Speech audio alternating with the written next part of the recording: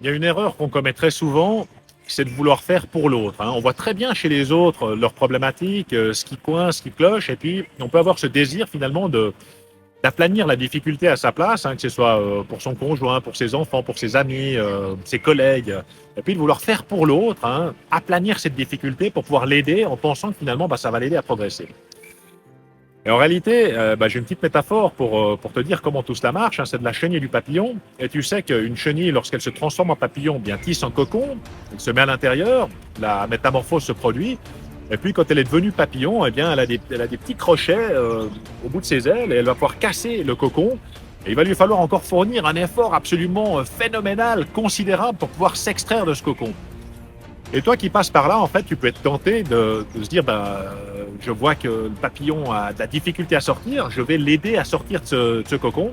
Ça va lui faire sa journée, il va économiser ses forces, peut-être qu'il va pouvoir vivre un petit peu plus longtemps grâce à moi. La réalité, c'est que ce qui va permettre au papillon de prendre son envol, eh bien, c'est précisément de fournir cet effort, c'est ce qui va lui permettre de fortifier ses ailes.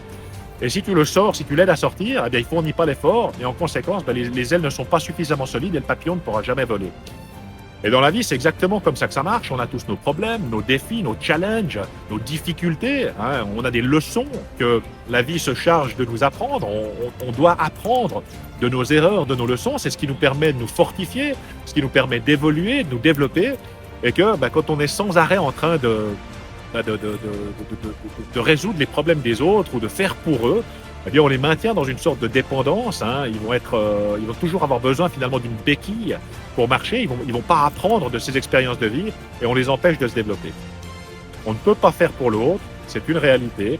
Je te laisse réfléchir à ça. Dis-moi ce que tu en penses en commentaire. À très vite.